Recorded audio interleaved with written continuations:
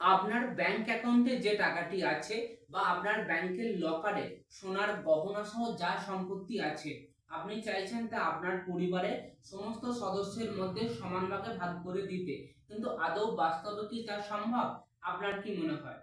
ধরুন আপনি আপনার স্ত্রীকে নমিনি হিসেবে মনোনীত করেছেন, তবে আপনার অবর্তমানে বা আপনার মৃত্যুর পর যদি আপনার সন্তানরা ব্যাংকে যে আপনার সম্পত্তির দাবি করে, তাহলে ব্যাংক কখনোই আপনার সন্তানকে আপনার সম্পত্তি দিতে পারে না। কারণ ব্যাংক তো আপনার সন্তানকে চেনে না।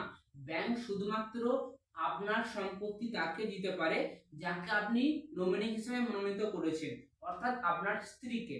এর ফলে যেমন ব্যাংক কর্মীদের একাধিক সমস্যার সম্মুখীন হতে হয়, তেমন সারা দেশে বিভিন্ন ব্যাংকে বাড়ছে দাবিহীন অর্থের পরিমাণ।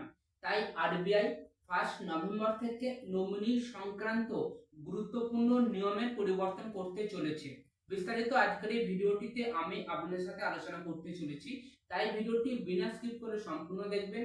এই ভিডিওটি বেশি বেশি করে শেয়ার করবেন আপনার পরিচিত সমস্ত ব্যক্তিদের সাথে।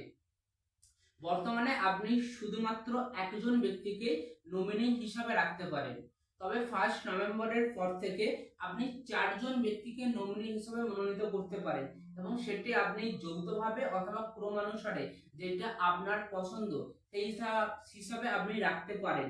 তবে ব্যাংকিং লকারের ক্ষেত্রে আপনি শুধুমাত্র ক্রমানুসারে নমিনিকে নির্বাচন করতে পারেন বা মনোনীত করতে পারেন। এর পাশাপাশি আপনার ধরুন ব্যাংক অ্যাকাউন্টে বা ব্যাংকের লকারে যা সম্পত্তি আছে, তা যদি আপনি 100% ধরেন, তাহলে তার মধ্যে কত পার্সেন্ট আপনার কোন নমিনিকে দিতে চান তাও আপনি নির্বাচিত করতে পারেন। আরবিআই এই নতুন নিয়ম সম্পর্কে আপনার মতামত অবশ্যই ভিডিওর কমেন্টে জানাবেন। এর পাশাপাশি নতুন বছরে অর্থাৎ 2026 সালে আরবিআই ব্যাংকিং রিলেটেড একাধিক গুরুত্বপূর্ণ নিয়মের পরিবর্তন করতে চলেছে। বিস্তারিত এই ভিডিওটিতে আলোচনা করেছি।